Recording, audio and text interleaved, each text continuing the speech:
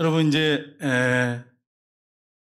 영상이 이렇게 아주 너무 밝다 보니까 너무 적나라하게 드러나다 보니까 오늘 이제 어떤 장로님 한 분이 목사님 2주 전에는 술 한 병 드시고 오신 것 같고 오늘 오전에 보니까 술 한두 컵을 드신 거 이렇게 서신 것 같습니다. 색깔이 이렇게 그렇다는 거예요. 얼굴이 뻘개가지고. 그래서 오늘은 오전에는 뭐 한두 잔이래요. 그래서 빨리 우리 방송실에서 이 한두 잔을 없앨 수 있도록 그래서 이 술 먹는 목사가 되지 않도록 그렇게 좀 신경을 써주셨으면 좋겠습니다. 그때는 아마 2주 전에는 얼굴이 빨갰나 봐요. 그래서 술 한 병 드시고 앞에 섰다고 이렇게 선거가 떴다 이렇게 말씀을 하시더라고요. 성령에 취해야 되는데 이 술에 취하면 되겠어요? 그래서 목사가 성령에 충만해야지. 그래서 목사 저를 위해서 성령 충만해서 강단에 설 수 있도록 여러분 기도해 주시면 감사하겠습니다. 좀 땀이 나니까 옷을 벗고 하겠습니다.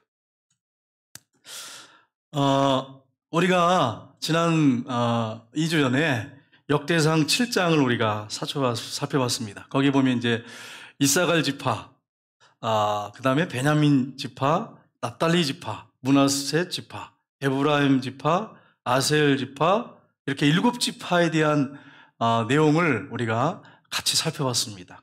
오늘은 이 8장은 이 베냐민 지파 족보에 대한 내용입니다. 그런데 7장 1절에서 6절에서 12절에 이미 베냐민 지파를 언급했습니다. 근데 오늘은 한 장 전체를 할애해서 베냐민 지파 족보가 나오고 있는 것을 볼 수가 있습니다. 여러분 족보를 계속 살펴보면서 느끼는 게 하나 있습니다. 그게 뭐냐면 하나님은 선하시다. 그 인자하심이 진짜 영원하다. 하나님의 형상대로 창조된 하나님 백성들을 귀하게 여기신다. 이게 이제 눈에 들어와요. 그런데 인간은 정말 악하구나. 왕이든 백성이든 정말 악하구나. 하나님의 은혜와 자비가 아니면 제대로 우리가 바르게 살 수가 없겠구나 하는 것을 이렇게 쭉 족보를 보면서 알 수가 있었습니다. 근데 오늘날도 마찬가지죠. 저와 여러분에게 하나님의 은혜가 없다면, 하나님의 긍휼하심이 없다면 아마 우리는 끝장났을지도 몰라요. 하나님이 긍휼을 베푸시고 사랑을 베푸시기 때문에 저와 여러분이 이 자리에 지금 있게 된 것입니다. 하나님이 계속해서 끊임없이 우리에게 은혜를 부어주겠어요. 마치 매일 장마인 것처럼 이 장마는 나쁜 장마가 아니라 하나님의 은혜의 장마를 날마다 부어주겠어요. 새벽마다 아침마다 우리에게 은혜를 부어주고 계십니다. 문제는 뭐냐면 우리 심령이 강팍해서 뚜껑을 닫아놔가지고 그 은혜를 체험을 못하는 거예요. 내가 문제예요. 내 마음이 문제예요. 내 마음을 살피셔야 돼. 성경이 뭐라고 말씀했습니까? 무릇 지킬 만한 것보다 내 마음을 지켜라. 다른 사람들 볼 거 없다. 네 마음을 지켜라. 생명의 근원이 이에서 남이니라. 여러분 마음을 지키셔야 돼. 예수님을 모셔드리니 마음을 잘 지켜야지. 그리고 여러분 마음의 문을 활짝 열고 주님이 주신 은혜를 받아야지. 마음을 딱 닫아버리고 하나님을 향해서 닫아버리고 사람을 향해서 닫아버리면 어떻게 은혜가 부어주겠어요? 이 족보를 쭉 보면서 그런 내용을 우리가 볼 수가 있어요. 여러분 1장에서 9장까지 족보를 쭉 보시면 뒤에는 이제 포로에서 돌아온 이제 족보 내용인데 사실은 이제 오늘까지가 이제 기본적인 족보입니다. 근데 이 쭉 보시면 유다 지파, 레위 지파, 베냐민 지파의 역점을 두고 있다고 하는 것이 눈에 확 들어와요.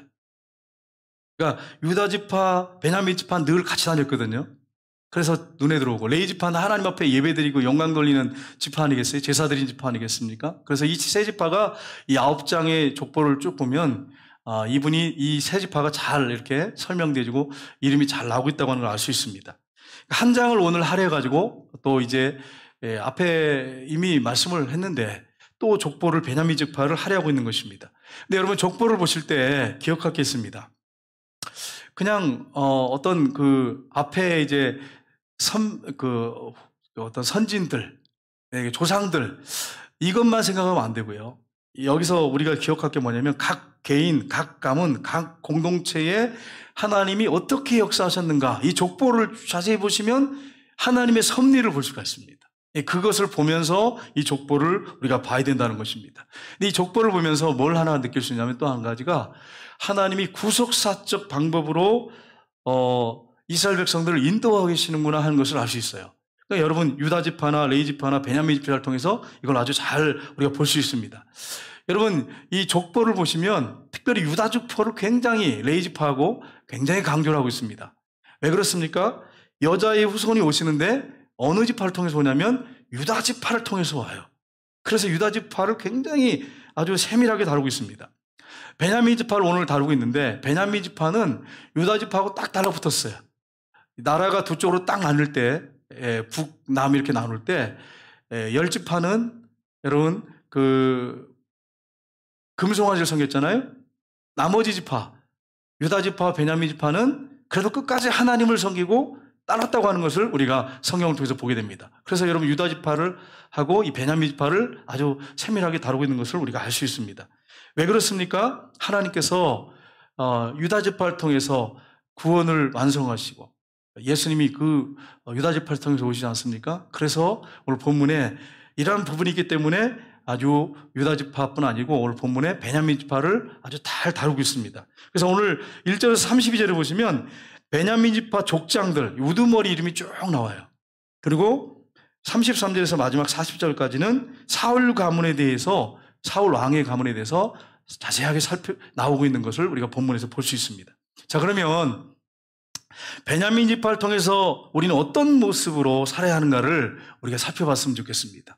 첫 번째는 나라를 우리가 사랑해야 한다고 하는 것입니다. 우리 6절 말씀을 한번 보겠습니다. 같이 읽겠습니다. 에웃의 아들들은 이러하니라. 그들은 게바 주민의 우두머리로서 사로잡혀 마하핫으로 갔으며. 여러분 여기서 제일 처음에 나오는 이제 이 사람이 나오죠. 인물이 누굽니까? 에웃이에요. 에웃이 누굽니까? 사사기에 보면 알아요. 사사기에. 에웃은 어떤 특징이 있습니까? 왼손잡이 사사를 했어요. 왼손잡이 사사. 제가 이제 우리 청년들하고 이제 한 청년하고 식사를 하는데, 이 청년이 왼손으로 식사를 하더라고요. 그리고 왼손으로 글을 쓰고. 여러분 예전에 어릴 때 어떻게 하셨어요? 초등학교 때 이렇게 어릴 때 유치원 때, 이럴 때 여러분이 숟가락을 왼손으로 먹고 글을 왼손으로 쓰면 여러분 어떻게 합니까? 부모님들이 사정없이 때렸습니다. 그 집은 좀 그래도 부모님이 열려있구나 하는 것을 제가 느꼈어. 안 그랬으면 저 같은 경우에도 왼손으로 하면 어머니가 개등 야단쳤거든요. 아버지도 야단쳤어요. 그래가지고 오른손으로 꼭 써야 돼. 오른손으로 쓰고 그리고 오른손으로 밥을 먹고 그랬어요. 근데 그 청년은 왼손으로 밥을 먹고 왼손으로 글을 쓰는데 이렇게 보니까 글도 못 쓰는 줄 알았더니 나보다 더 잘 써. 그래가지고 이게 참 왼손잡이도 괜찮겠다 이런 생각을 했어요. 양손을 넣었으면 좋고, 축구 선수들도 요새 대세가 양발을 쓰는 축구 선수를 선호해요. 멀티 어떤 그런 선수라고 아주 선호하는 것을 볼 수 있어요. 그러니까 여러분 왼손 들고 뭐 밥을 먹고 글 쓴다고 뭐라고 하지 말고, 옛날 사고방식이잖아요. 꼭 오른손 할 게 아니에요. 양손 다 쓸 수 있게 해주면 더 좋은 거예요. 이게 시대가 그래요, 시대가. 근데 옛날 분들은 안 그랬잖아요. 저 때만 해도 오른손을 무조건 써야 돼. 그래서 오른손을 안 쓰고 왼손을 쓰면은 야단을 쳤단 말이에요. 예. 그래서 우리가 이런 사실을 알고, 이제 보게 되는데, 누구 손자입니다. 손녀입니다. 예뻐가지고 울어도 티가 안 나네. 자, 보면은, 여러분 보시면, 이 에웃이요, 그 모압 왕 에글론이 18년 동안을 통치를 했어요. 그러니까 얼마나 힘들었겠습니까? 18년 동안. 우리나라 36년 동안 일제에 취해 있었잖아요. 18년 동안을 통치를 했어요. 근데 나서는 사람이 없었어요. 나라가 그렇게 위기 가운데 있는데, 너무나 힘들었는데. 그래가지고 에웃이 기도하는 가운데 어떻게 했느냐. 일귀빗이요. 45에서 50cm죠. 칼을 갈아서 만들어가지고, 왼손잡이니까, 오른손 이쪽, 그 유대인들은 아시잖아요. 여러분 긴 치마 같은 거 입잖아요. 여기다가 이렇게 차고, 그리고서는 모압 왕 에글론을 찾아가요. 딱 찾아가가지고 이 곡식을 이렇게 조공을 바치고서 나서는 뭐라고 하냐면, 자기가 할 말이 있대. 비밀을. 왕이요, 비밀을 제가 왕에게 말씀드릴 게 있습니다. 그러니까 혹시라도 무슨 돈이라도 더 주고 보물이라도 있는데 가르쳐 줄 것 같으니까 들어오라고 그랬어요. 근데 이 사람이 에글론 왕이 비둔했어요. 그래가지고 문을 탁 닫고 둘이 비밀 얘기하는 것처럼 대신들 다 나가라 그러고 문을 다 걸어 잠궜어. 그러니까 에웃이 비밀 얘기하는 것처럼 탁 하면서 갑자기 하나님 얘기를 껴나니까 놀래가지고 벌떡 일어났어. 그래가지고 왼손잡이니까 이 칼을 여기 숨긴 걸 탁 뽑아가지고 그냥 찔렀어요. 가슴을 찔러가지고 칼이 그냥 뚫고 나갈 정도로. 그리고서는 어떻게 했느냐. 문을 다 걸어 잠고 창문으로 빠져나가가지고 그래가지고 에브라임에 가가지고 나팔을 불었어요. 막 나팔을 불게 해가지고 군대를 모집했어요. 근데 대신들이 모르잖아요? 저 왕이 죽은지도 몰라. 그런데 왕이 안 나오니까, 노클레도 안 나오니까, 그 화장실 가셨나 보구나. 그리고서는 또 갔어요. 근데 하도 안 나오니까 와서 보니까 이미 에브라임은요, 군대를 다 모집해서 이제 공격을 하고 있는데 왕이 죽은지도 몰라. 그래가지고 이제 창문을 넘어서 들어가서 벌써 문을 열어보니까 왕이 죽어 있는 거예요. 그래가지고 이제 막 이 에웃이요, 그 에브라임 지파하고 중심으로 해가지고 군대를 동원해가지고 쳐가지고 모압을 무찔러 버립니다. 동족을 너무 사랑했어요. 애국자였어요. 그래가지고 이런 일을 한 거예요. 여러분, 오늘 오전에 이제 영상 광고 시간에 보여드렸잖아요. 거기 보면 독일의 히틀러가 미친 자 아니에요? 미쳤죠, 완전히. 600만 가스실에 집어넣어 죽이고 수많은 사람들, 유럽에 얼마나 많은 나라들을 공격했어요? 얼마나 많은 사람이 피를 흘리겠어요. 가지고 이 목사님이, 갑자기 이름이 제 생각이 안 나는데, 네? 보네퍼 목사님. 찬송 우리 부르잖아요. 보네퍼 목사님. 그분이 이 미친 자를 제거해야 된다. 그래가지고 암살단을 만들었는데 결국 시행도 못하고 그냥 순교하셨어요. 감옥에서. 그런데 여러분, 제가 이게 옳은 거냐 그런 거냐 막 고민이 되더라고요. 여러분 어떻게 생각하세요? 어떻게 생각하세요? 제가 예를 들어서 일제가 이제 우리나라를 지배했어. 일제 천황을 제가 제거하겠다고 막 애국심이 불타가지고 내가 가서 죽이겠다고 그러면서 막 했다면 여러분 어떻게 하시겠어요? 대답을 못 하시네. 제가 그런 모습이 안 보여서 그런지 모르겠는데, 아니면 목사님이 안 됩니다, 강단을 지켜야 되면 이래가지고 또 그런지도 모르겠고. 근데 제가 만약에 그 왕을 죽이러 가겠다고 하면, 일본 왕을, 천황을 죽이러 가겠다고 하면 여러분 어떻게 하시겠어요? 네, 잘 됐다 목사님, 내가 평소에 기분이 나빴는데 그래 거기 가셔서 빨리 그 천황을 죽이고 순교하시옵소서, 이렇게 생각하는 분들이 혹 있을 수 있어요. 네, 그런데 정말로 애국자들이 정말 순교의 정신을 가지고 일본 천황 이토 히로부미를 살해했잖아요. 누가 죽였습니까? 안중근 의사가 죽였잖아요. 중국의 하얼빈역에서 총을 3방을 쏴가지고 가슴을 간통을 했어요. 3방이. 그래서 죽었는데 안중근 의사가 크리스찬인가 아닌가를 내가 궁금해가지고 자료를 막 찾아봤더니 거기에 이제 안 믿는 사람들이 쓴글이니까 교회에서 활동했다 이렇게만 써놨어. 그럼 여러분 이분이 믿는 분이 안 믿는 분이에요. 나도 모르겠어. 근데 거기 보니까 안 믿는 사람들이 글 쓰니까 거기에 교회에서 활동했다 이렇게 썼어. 그러면 여러분 교회 다닌 분이 안 다닌 분이에요? 교회 다닌 분이에요. 안중근 의사가. 안중근 의사가 제가 이제 그 마지막 이제 유언을 이렇게 보니까 뭐라고 거기 기록했냐면, 내가 저 천국에 가서 이 나라의 독립을 위해서 기도하겠다고 이렇게 써있더라고요. 그래서 이분이 교회를 다니시는 분이구나 하는 걸 제가 알았어요. 근데 안중근 의사의 어머니가 한 말이 있어요. 그 어머니가 뭐라고 하는지 보세요. 사진 볼 수 있나요, 집사님? 사진.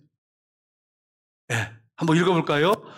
내가 마냥 늙은 어미보다 먼저 죽는 것을 불효라고 생각한다면 이 어미는 웃음거리가 될 것이다.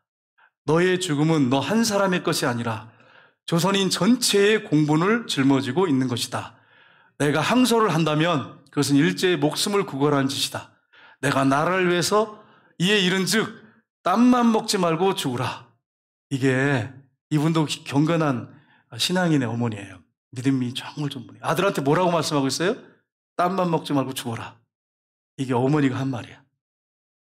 여러분 같으면 어떻게 하겠어요? 여러분 같으면. 여러분, 제가 이제 여기 집사님들을 찝을까 두렵죠. 아들, 내 땀만 먹고 막 죽어라! 나라를 위해서. 여기서 그렇게 말할 수 있는 어머니가 몇 명이나 되냔 말이에요. 우리 아들 죽으면 안 돼. 우리 아들 성교지 가면 안 돼. 성교지도 못 보냈는데 무슨 죽으라고 말할 수 있겠어요? 한번 생각해봐요. 성교지도 못 보냈는데 땀만 먹지 말고 죽어라. 거기서 죽어라. 항소하지 마라. 일본에. 억울하다고 항소하지 말고 감옥에서 죽어라. 야, 나 이걸 보면서 나 놀랐어. 이러한 분들이 많이 있었기 때문에 이 나라가 이렇게 된 거예요. 유관열 열사도 그렇잖아요. 내가 생명이 하나밖에 없는 게 안타깝다고. 나라를 위해서 바칠 생명이 하나밖에 없어서 안타깝다고. 유관열 열사가 그 3.1운동 운동 일으키기 전에 3일 동안 산속에서 고등학생이 금식, 우리나라를 하려면 금식기도 하고 3일 금식하고 가가지고 만세우동 주도했잖아요. 그리고 순교했는데 한 개의 목숨밖에 없어 나라를 위해서. 그게 안타깝다 그러면서 순교했어. 도산 안창호 선생님도 크리스찬이더라고요. 조기철 목사님 어머니도 그랬어요. 어머니도 네가 만약에 살아나온다면 난 안 보겠다. 어머니도 그랬어요. 그리고 또 사모님도 대단했어요. 사모님도 이제 잠깐 이게 풀어졌거든요. 근데 돌아가시라고. 그러고서 보내놓고 얼마나 울었겠어요. 사모님이. 그 정도의 믿음의 사람들이 돼야 되는 거예요. 나라를 위해서. 그렇게 여러분 애국자가 돼야 돼. 크리스찬들은 애국자였어요. 애국자였어. 3.1운동 때 거의 반 이상이 거의 크리스찬이었어요. 31인 중에 거의 16명이 크리스찬이었어요. 아주 그것도 독실한 크리스찬들이었어요. 독립선언도 쓸 때. 그거 쓴다고 하는 건 자기 생명 내놓는 거잖아요. 그리고 다른 종교들은 그냥 곁다리로 붙어가지고 온 거예요. 다 기독교인들이 중점으로 태극기 그린 것도 교회를 중심해서 숨어가지고 그렸어요. 태극기. 만세운동할 때. 그러니까 기독교인들은 애국자가 돼야 돼. 나라를 위해서 생명을 바칠 수 있어야 돼. 근데 오늘날 보면 애국자들은 없고 그냥 숨어가지고 조용히 그냥 아무 피해 없이 조용히 있다가만 하나님 나라 가려고 생각하는 분들이 있어요. 저와 여러분이 그 생각 고정관념 그거 버려야 돼. 버려야 돼. 빨리 버려야 돼. 목사님들도 그래. 자꾸 그렇게 해가지고 난 가슴이 아파. 처음에 저도 그렇게 생각했어. 목사들이 경건해가지고 복음만 전하고 기도만 하고 있어야지 무슨 뭐 나라가 어떻다고 정치적인 발언을 왜 설교 시간에 제가 그 생각을 했다니까요. 근데 나라가 돌아가는 거 보면서 또 우리나라가 역사를 보고 또 이제 위로교회를 이렇게 보고 이러니까 눈이 열리더라고. 눈이 열려. 이거 아니구나. 이렇게 했다가는 한국교회 망하는구나. 법이 딱 제정되면 끝나버리는구나. 더 이상 목사 항쟁 못하는구나. 항의 못하는구나. 딱 이렇게 눈에 들어오니까 그러면 이건 교인들 깨워야 되는구나. 이게 눈에 들어오니까 제가 설교 시간이 되고 뭐 광고 시간이고 막 하는 게 이유가 여러분이 기분 나쁠지 모르겠지만 여러분 우리가 같이 일어나셔야 돼. 일어나가지고 정말 애국자가 돼야 돼. 이 나라를 위해서 목숨을 바쳐 기도하고 또 우리가 나가서 외쳐야 될 때는 가서 외쳐야 돼. 1인 시위할 때 있으면 가서 1인 시위하고 아니라고 해야 돼. 왜요? 불의를 갖다 눈 감고 있는 걸 하나님이 기뻐하시지 않기 때문에. 불의를 눈 감고 있고 그냥 참목하면서 우리는 기도만 하고 복음만 전하겠습니다. 이걸 주님이 기뻐하시겠냔 말이에요. 이 나라의 주인이 누굽니까? 대통령입니까? 하나님입니까? 하나님이시잖아요. 하나님이라면 복음만 전하면 안 되지. 복음은 당연히 기본으로 베이스로 깔려야 되는 거고. 나라가 주인이 하나님이시라면 정의, 진리를 외치고 정치인들이 잘못된 길을 갈 때는 그것이 잘못됐다고 얘기를 해야 되고 자기 목소리를 내야 돼. 현장에서요. 그래야 이게 나라를 사랑하는 사람이죠. 그래서 제가 지금은 이제 바뀌었어요. 바뀌어가지고 제가 지금은 타협 안 하려고 그래. 뭐 어떤 분들은 타협하는 분도 있어요. 와서 뭐 얘기도 하고 그런 분이 있는데 타협하고 싶은 마음 없어. 우리가 생명을 걸고 목숨을 걸고 싸워야 될 판에 지금 뭐 타협해가지고 되겠어요 지금? 우리 후손들은 누가 책임질 건데? 우리 자녀들 손자 손녀 누가 책임질 건데? 우리가 책임져야지. 우리가 목숨 걸고. 그래서 우리 선배들은 피 흘릴까지 싸웠다. 정의를 싸웠다. 정말 애국자들이었다. 이런 소리를 들어야지. 그 불이익당할까 봐 다 침묵하고 기도만 하고 있었더라. 이게 얼마나 수치스럽고 부끄러운 일이에요. 여러분 안중근 의사의 어머니 보세요.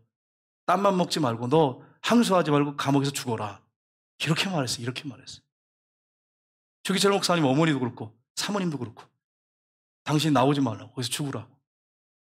여러분 그렇게 하셔야 돼. 그렇게 사랑해야지. 그렇게 사랑해야지. 그래야 나라가 있는 거죠. 나라가 존재할 수 있는 거죠. 안중근 의사가 천국에서 이 나라 독립을 위해서 기도하겠다 그러면서 순교했어요.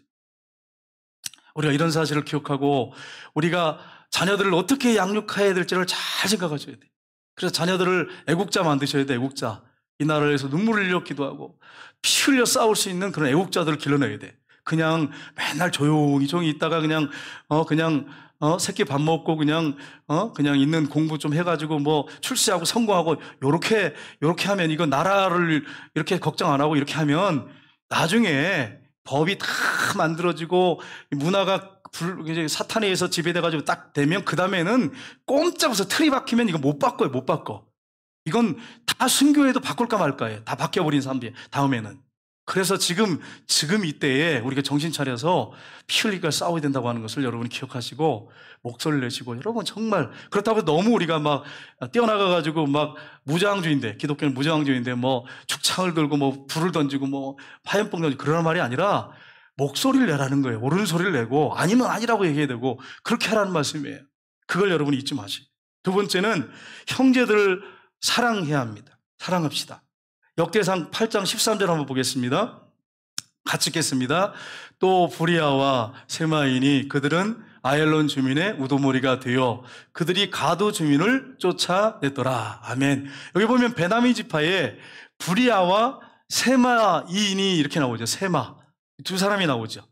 이 가드 사람을 쫓아냈더라. 이 베냐민 사람이 쫓아냈더라. 가드 사람을 쫓아냈더라. 이렇게 나오는데, 가드 사람들이요, 블레셋 아주 굉장히 5방백이 있었어요. 5 지역으로 나눠가지고 이 5 지역이 블레셋이었습니다. 가드가 강력했습니다. 그 주민들을 쫓아냈더라. 그럼 누가 쫓아냈어요? 베냐민 지파 출신의 부리아와 세마가 쫓아냈다는 거예요. 여러분, 이 가드 사람이 얼마나 강력했냐면, 우리가 지지난주에 살펴봤는데, 이 에브라임 지파가 공격을 했어요. 땅을 뺏으려고 갔어요. 가축을 뺏으려고 갔는데 졌어요. 지고 돌아왔던 땅에, 에브라임 지파가. 그런데 베냐민 지파가 용맹 있게 나가가지고 그 땅을 뺏었어요. 그걸 여기서 본문에 말합니다. 우리 21절 말씀을 한번 보겠습니다. 같이 읽겠습니다. 21절 말씀. 그의 아들들은 사바시오, 그의 아들은 수대를 하며 그가 또 에셀과 아르앗을 낳았으나 그들이 가드 원주민에게 죽임을 당했으니 이는 그들이 내려가서 가드 사람의 짐승을 빼앗고자 하였음이니라. 아멘. 이게 에브라임 지파에 대한 얘기예요. 가가지고 내려가서 치다가 짐승 빼앗으려고 하다가 졌어요. 많은 사람이 죽었어요. 그런데 베냐민 지파가 가가지고 그를 쳐가지고, 가드 사람을 쳐가지고 그 땅을 빼앗고, 그런 정말 형제자매를 사랑하는 그런 모습을 볼 수가 있습니다. 여러분, 그렇습니다. 우리가 형제자매를 서로 사랑해야 됩니다. 근데 이게 말같이 쉬운 게 아니에요. 말같이 쉬운 게 아니에요. 저도 이 목회자라서 우리 성도님들을 한 분 한 분 사랑해야지 그런 마음을 갖고 있고, 여러분도 그럴 거예요. 내가 우리 교회 성도들을 사랑해야지 그런 마음을 갖는데 이게 뜻대로 안 되잖아. 나도 지금 막 힘들고, 나도 지금 내 몸뚱이 하나도 내가 신앙생활 바르게 세우지 못하고 간수하지 못하는데 누굴 사랑하고 누굴 세워? 그게 여러분 저의 형편일 때가 얼마나 많습니까? 그래서 여러분이 하나님 앞에 우리가 깨어서 기도하고 성령의 능력을 덧입지 않으면, 그래서 이 육체의 힘 가지고 안 되는 거잖아요. 이게 이 성령의 능력으로, 초자연적인 건 성령의 능력으로만 가잖아요. 그래서 성령의 충만받고 능력으로 기도하고 그 능력으로 나가지 않으면 형제자매를 사랑할 수 없습니다. 여러분이 노력한다고 되는 게 아니에요. 그래서 여러분, 기도하는 사람은 사랑하는 사람이에요. 기도하는 사람은 뭐 하는 사람이라고요? 사랑하는 사람이에요. 그러니까 여러분이 보세요. 가만히 보세요. 여러분, 기도를 누굴 위해서 제일 많이 합니까? 한 주간 동안 누굴 위해서 제일 많이 기도했습니까? 자녀들이잖아요. 물론 열방을 품고 기도하는 분이겠지만 자녀는 꼭 안 빼먹잖아. 열방을 위해서 기도하더라도 자녀는 꼭 안 빼먹어. 왜? 자녀를 사랑하기 때문에. 그러니까 한마디로 말하면 기도하는 사람은 어떤 사람이라고요? 사랑하는 사람이에요. 그래서 여러분, 나라 민족을 위해서 기도하시고 뿐만 아니라 우리 교회 저를 위해서 기도하시고 우리 장로님들과 권사님들 위해서 매일같이 여러분 기도하셔야 돼요. 왜냐하면 지도자를 무너뜨리면 끝나. 교회는 저와 우리 장로님들 무너지면 끝납니다.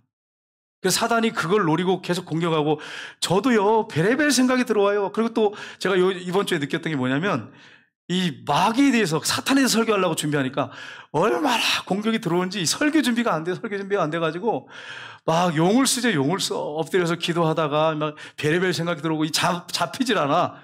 이 본문을 읽었는데 잡히질 않아. 순서를 이렇게 뭐가 이렇게 전체적으로 그림이 나오고 잡혀야 되는, 틀이 잡혀야 되는데 안 잡히는 거야. 그래가지고 야, 이거 어떡하나. 그래가지고 엎드렸다가 일어났다가 막 너무 괴로운 거예요. 너무 힘들고. 이 성령이 하셔야 되는데 자꾸 인간적인 방법으로 내가 하려고 해서 그런 것도 있을 수 있어요. 근데 마귀에 대한, 이 사단에 대해서 설교하려고 하니까 더 공격하는 것 같더라고요. 자기 정체가 드러나니까. 여러분이 저를 위해서, 우리 장로님들을 위해서, 지도자를 위해서 기도하셔야 돼. 굳건히 서서 하나님 말씀 가운데 이 교회를 끌고 나갈 수 있도록 하셔야 돼. 여러분, 하나님께서 교회 원하는 교회가 어떤 교회입니까? 그냥 편안하게 이렇게 유람선처럼 있다가 그냥 설교 듣고 은혜 받고 평안, 오 평화, 그리고 마음대로 그러고 살고 또 와서 주일날 예배 드리면서 오 평화, 그러고 나가고, 그런 교회를 원할까요? 아니에요. 그런 교회 원하지 않아요. 진리를 위해서 목숨을 바치는 교회, 순교의 각오로 나가는 교회, 희생하고 헌신하는 교회, 그 교회를 권하는 거예요. 천교회 만교회를 원하는 게 아니라 그런 교회를 원하는 거예요. 근데 오늘날 보면 한국 교회가 희생하지 않아요. 헌신하지 않아. 순교 정신으로 나가질 않아. 여러분 아시잖아요. 어떻게든지 똑같아. 안미산으로 똑같아. 편안하고 안락한 길만 가려 그래. 그래서 여러분 우리가 이런 사실을 알고 정말로 우리가 군함에 탔다고 하는 걸 알고 전투함에 탔어요. 그래서 우리가 정신을 차리고 깨워가지고 어떻게 하면 주의 영광을 살 것인가 생각하면서 기도하면서 우리 형제자매를 사랑하셔야 돼. 기도하셔야 돼. 내 마음에 안 듣는 사람이라도 그분을 위해서 기도하셔야 돼. 미워하지 마시고 축복하시고. 그게 하나님의 뜻입니다. 세 번째는 가정을 사랑해야 됩니다. 역대상 8장 8절 말씀을 한번 보겠습니다. 역대상 8장 8절 같이 읽겠습니다. 사하라임은 두 아내 후신과 바하라를 내보낸 후에 모압 땅에서 자녀를 낳았으니 아멘. 베냐민 지파 사람인데 누구라고요? 사하라임. 근데 이 사람이 아내가 몇 명이에요? 두 명이에요. 후신과 바하라를 내보냈대. 아내를 내보냈대. 여러분 성경적으로 두 아내를 거느리는 게 성경적입니까? 아니잖아요. 일부 일처잖아요. 근데 두 아내를 거느렸다가 마음에 안 드니까 내보냈어. 그 다음에 어떻게 합니까? 모압 땅에서 자녀를 낳았어. 또 거기다가 모압 여자하고 결혼해가지고. 얼마나 문란합니까? 아주 여성 편력이 대단한 사람이에요. 예? 그래가지고 그냥 자기의 그 육체 욕망을 제어하지 못하고 그냥 자기 멋대로 사는 거야. 그냥 문란해. 성적으로 문란해. 그래가지고 일부 일처인데 두 아내가 더 중혼하고 일부 다쳐. 그래가지고 범죄를 저지르고서는 또 모압 땅에 가서 쫓아내고 아내들을 쫓아내고 그리고서는 어떻게 합니까? 그리고서는 또 거기서 자녀를 낳아서 모압 여자와. 여러분 우리가 정말 하나님의 은혜가 아니면 이럴 수 있어요. 이럴 수 있어요. 제가 오전에 말씀드렸지만 아니 그래 애인하고 와가지고 무당한테 그 번처를 띄워달라고 세상에 돈을 그냥 몇 천만 원 준다고 구슬해달라고 하는 그런 사람들이 있다는 거예요. 그런 사람들이. 여러분 생각해 보세요. 이게 비참한 일 아니겠어요? 조강지서를 절대 버리지 마시기를 주님으로 축복합니다. 남자들이 아멘 안 하네. 가만히 있네. 조강지처들한테 애를 먹어서 그런지 고난을 당해서 그런지 모르겠는데 대답을 안 하네. 조강지처를 절대 버리지 마시기를 주님으로 축복합니다. 하나님이 짝져진 짝이에요. 여러분 어떤 여자가 마음에 들 수 있었어요. 근데 하나님 틀어버리잖아요. 왜요? 하나님 뜻이 아니기 때문에. 그래서 여러분 지금 있는 아내와 남편이 만난 거예요. 하나님의 뜻이에요. 뜻이에요. 그러니까 조강지처 버릴 생각하지 말고 땀만 먹지 말고 애인 만들지 말고 오직 나는 주님만 바라보고 우리 아내만 바라보고 우리 남편만 바라보고 그렇게 사시기를 주님으로 축복합니다. 여러분 제가 이제 가정에 대해서 관심이 많아가지고 법적인 이렇게 법적인 그 어떤 부부간에 이혼하는 부부들 이렇게 쫙 살펴봤어요. 가슴 아프죠. 오직하면 그렇게 했어요. 근데 이제 가슴 아파서 제가 이렇게 딱 이렇게 자료들을 이렇게 보고 막 이랬는데 쭉 보니까 여러분 거의 불륜에서 이혼하더라고. 불륜에 다 그런 건 아니에요. 다 그런 건 아닌데 일반적으로 요즘 보니까 제가 쭉 보니까 불륜에 의해서 대부분 이혼하더라고. 물론 간통법이 폐지됐어요. 폐지됐는데도 못 참는 거예요. 여성들이. 어떻게 참겠어요? 제가 어떤 자매한테 물어봤어요. 혹시라도 남편이 외도라면 애인이 외도라면 어떻게 하시겠습니까? 그런데 머리털 다 뽑아버린대. 그래가지고 제가 완전히 머리털 다 뽑아버리네. 머리 완전히 대물이 되는 거죠.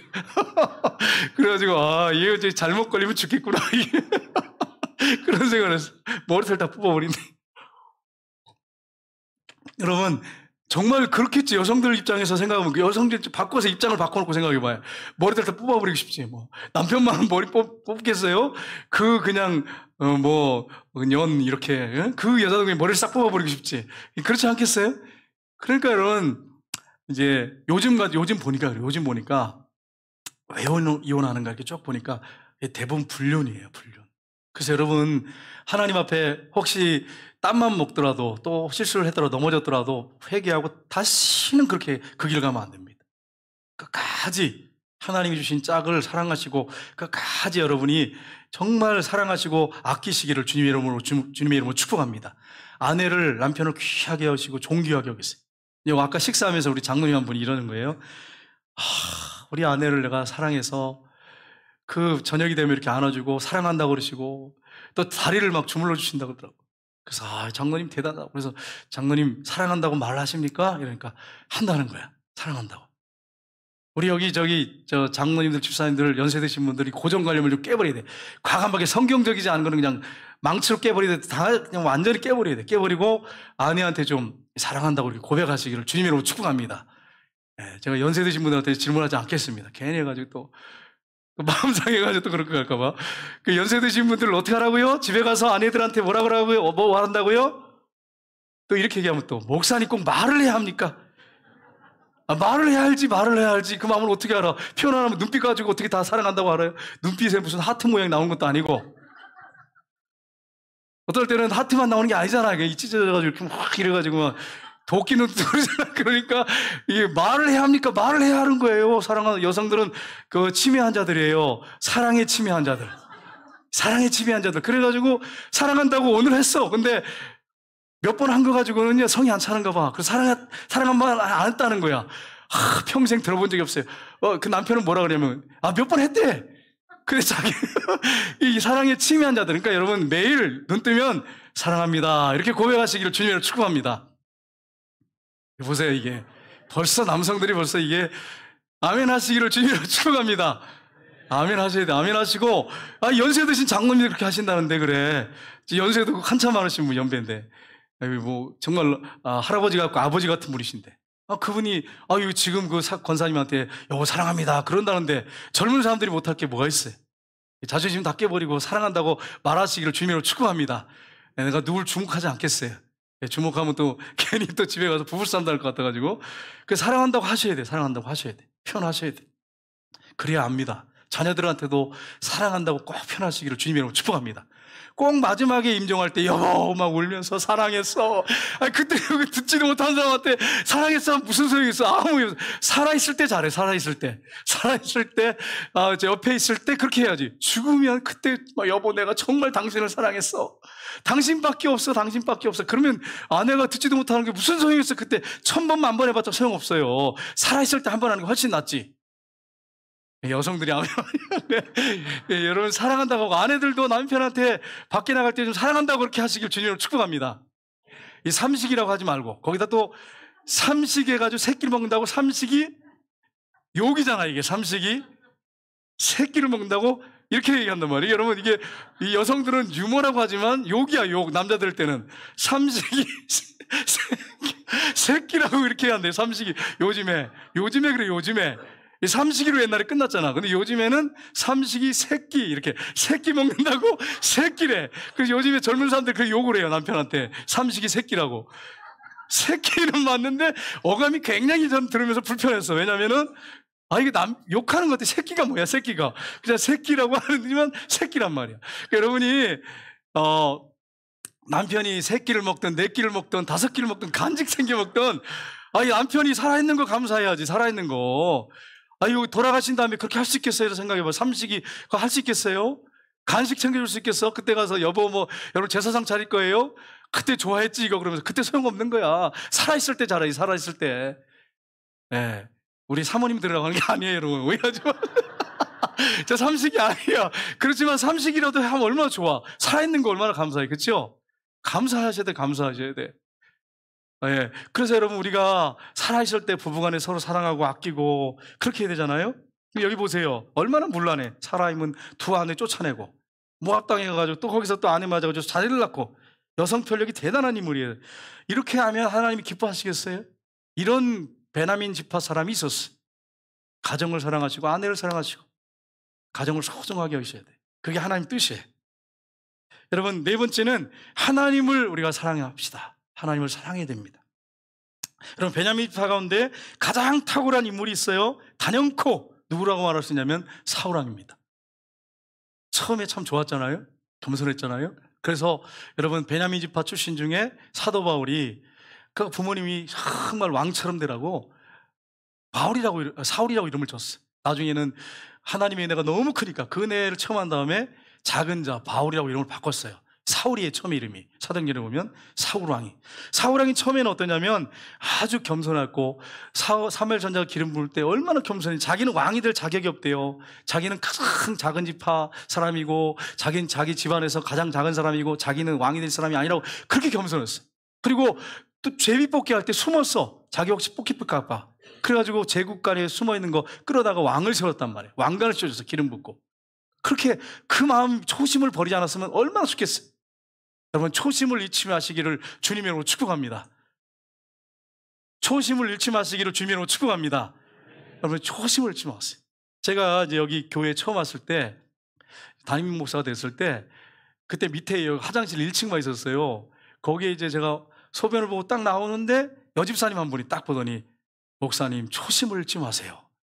아, 저한테 그 얘기를 지금도 기억이 나. 초심을 잃지 마세요. 지금도 여러분 잊지 않습니다. 그렇게 됐으면 좋겠어요. 초심을 잃어버리면 안 돼요. 초심을 잃어. 사울왕이 초심을 잃어버렸어요. 그래서 어떻게 됩니까? 사울왕이 처음에는 그렇게 겸손했는데 33절 보세요. 한번 같이 읽겠습니다. 33절 말씀을 33절 같이 읽겠습니다.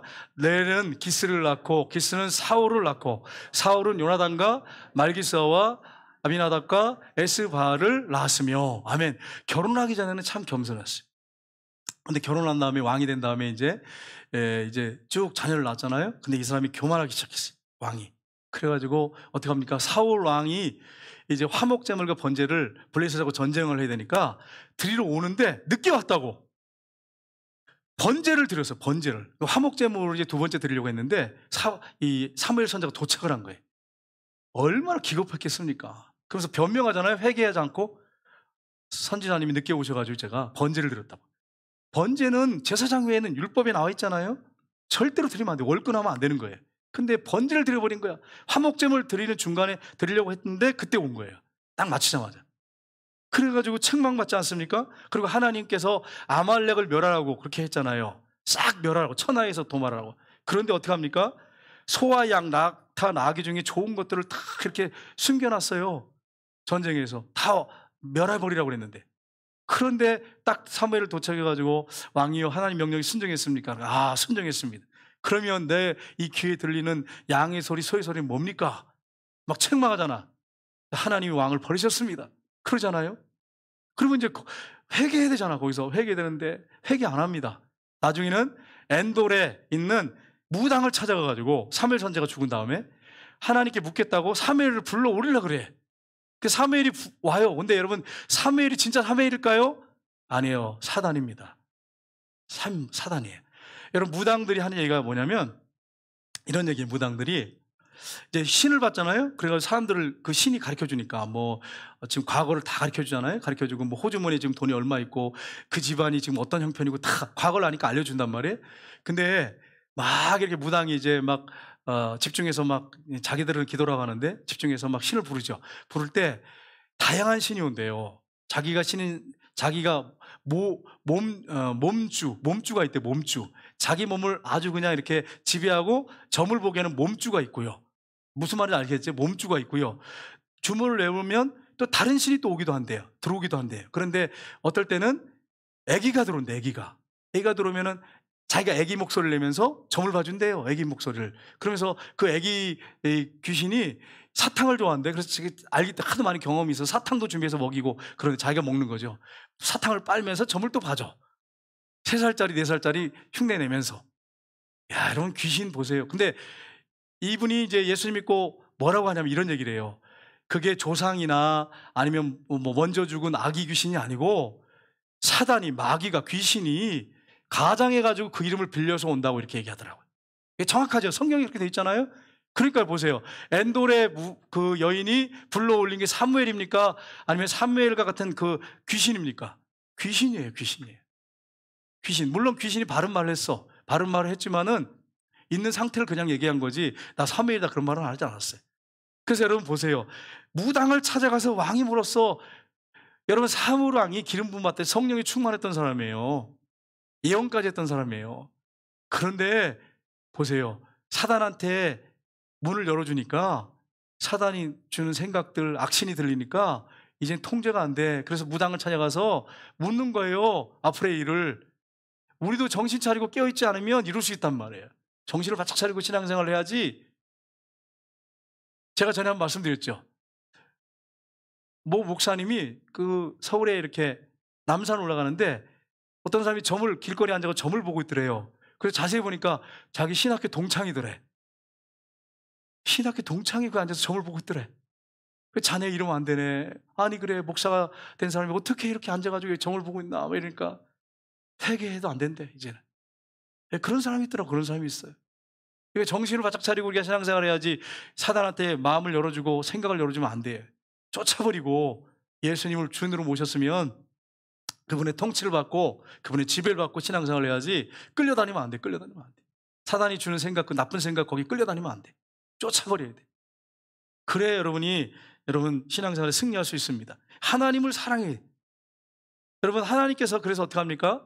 이제 다윗을 세우잖아요. 근데 하나님 다윗을 얼마나 기뻐했는지. 사도행전 13장 21절 22절을 보십시오. 같이 읽겠습니다.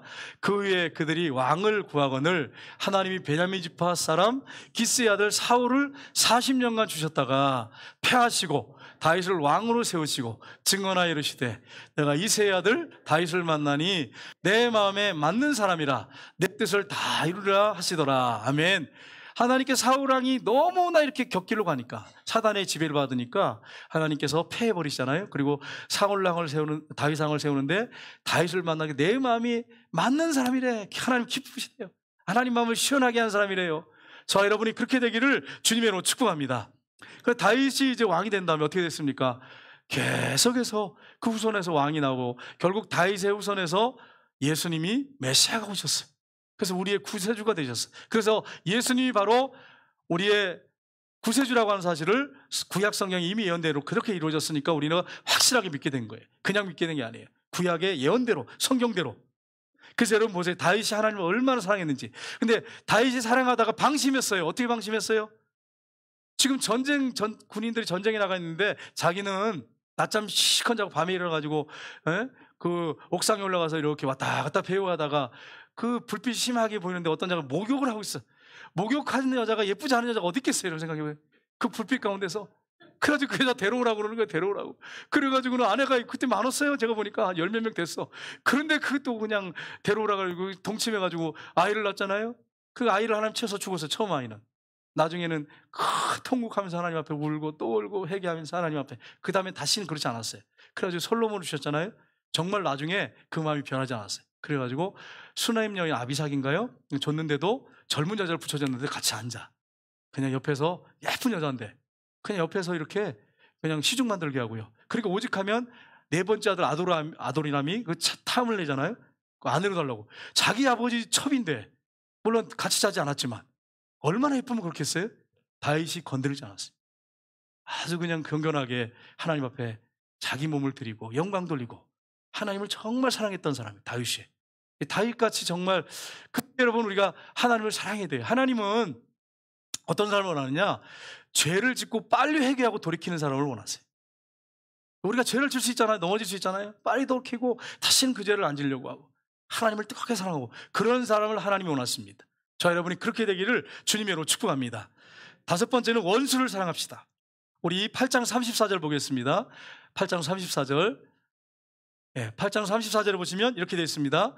요나단의 아들은 무리바알이라. 무리바알은 미가를 낳고. 여러분 요나단의 아들이 이상하지 않아요? 무리바알 이렇게 되어 있죠. 근데 다른 이름이 있어요.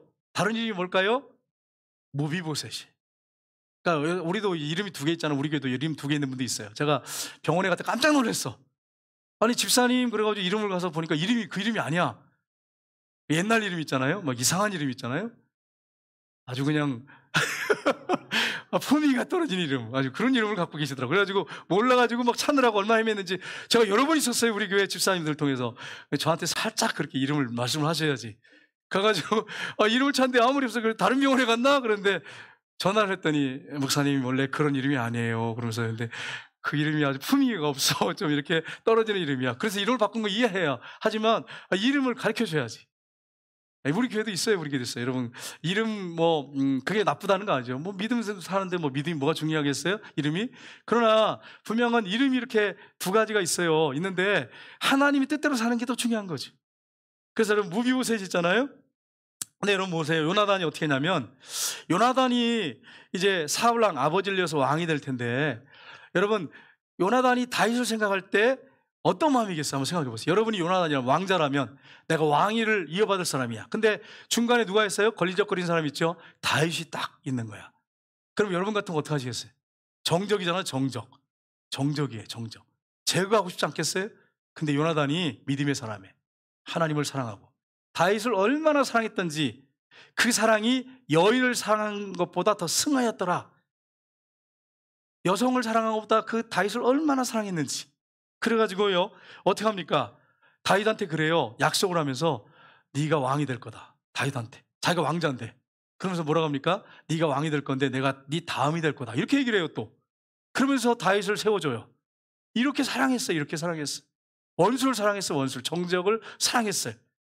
그러니까 보세요. 이렇게 되니까 다윗이 이렇게 요나단을 사랑하고 요나단이 또 다윗을 사랑하고 서로 이렇게 사랑하면서 언약을, 이 신의를 굳게 지키면서 약속을 지키면서 이렇게 나갔잖아요. 근데 보세요.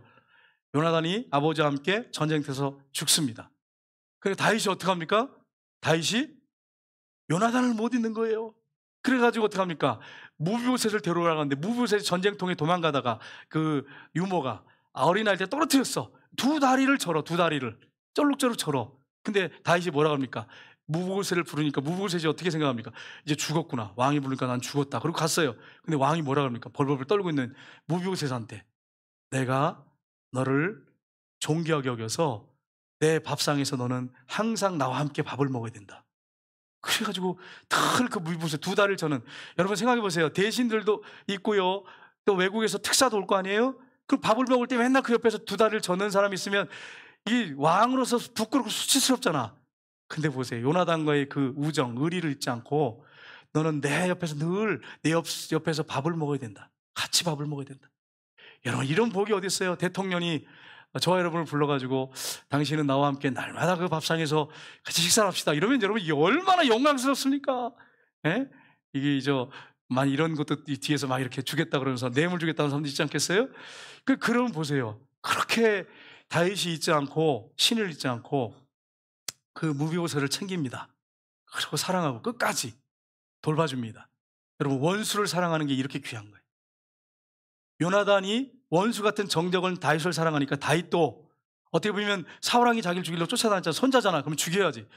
삼족을 멸하잖아요. 예전에 우리나라 그랬잖아. 삼족을 멸했어. 자기를 대적하면 삼족을 멸했어. 근데 어떻게 합니까? 그 원수 같은 정적인데 그 무비보셋을 얼마나 사랑했는지. 원수를 사랑해. 여러분 그렇습니다. 우리가 신앙생활할 때 원수를 사랑하셔야 돼. 누굴 사랑하라고요? 원수를 사랑하세요. 이렇게 했더니 어떤 분이 그래요. 목사님, 원수가 집안에 있습니다. 이렇게. 누군지 모르겠는데 원수가 집안에 있대. 그 집안에 있는 원수를 사랑하시길 주님으로 축복합니다. 그 원수가 누군지 모르겠지만, 그놈인지 뭐 그년이 그 누군지 모르겠지만 사랑하셔야 돼. 그 원수를 사랑하셔야 돼. 아니 그 집안의 원수 사랑하지 못하면서 무슨 밖의 원수를 어떻게 사랑해? 그렇잖아요. 집안의 원수를 사랑하셔야 돼. 그래서 정말 사랑할 때 하나님께서 그 사랑을 통해서 역사하신 열매들이 너무 아름다운 거예요. 믿음, 소망, 사랑, 이 세 가지는 항상 있을 것인데 그 중에 제일은 뭐예요? 사랑이다. 제일 중에 사랑이에요. 하나님이 그렇게 원수까지 사랑하고 사랑하는 사람들을 갖다가 귀하게 여기고 나중에 그게 상급이야. 근데 여러분이 만약에 사랑으로 하지 않고 사람을 사랑하는 마음으로 섬기지 않으면, 분노의 감정, 미움의 감정을 섬기면, 억지로 섬기면 천국에 가면 상이 없습니다. 상이 없어요. 하나님은 내면의 동기를 보시는 분이에요. 저 여러분이 사랑하면서 교회에서 섬기고 사랑하면서 하는 것은 천국에 가면 상급이 있는데, 억지로 의미감에서 하고 미운데도 억지로 내가 직분 때문에 하고 체면 때문에 하고 그렇게 하면 천국 가면 상이 없어. 그래서 여러분 동기가 어떤 마음인가를 잘 생각해 보세요. 그래서 교회 성도들을 섬길 때, 교회를 섬길 때 무슨 동기를 가지고 섬겨야 되냐? 사랑의 마음을 가지고 섬기셔요. 그래야 하나님이 알아주십니다. 왜냐하면 하나님은 사랑이시기 때문에 그래요. 하나님이 사랑으로 하지 않는 것은 기억하지도 않아. 그래서 여러분 한 주간 사실 때 원수 같은 사람을 위해서 기도하시고 그분을 섬기시고 정말 사랑하셔서 하나님께서 여러분을 통해서 큰 역사를 이루시고 여러분을 통해서 아름다운 사랑의 열매들이 주렁주렁 맺어지고 원수가 바뀌어서 친구가 되고 또 같이 함께 가는 이웃이 되는 그런 역사가 있기를 주님의 이름으로 축복합니다. 기도하겠습니다. 하나님 아버지, 하나님은 사랑이십니다.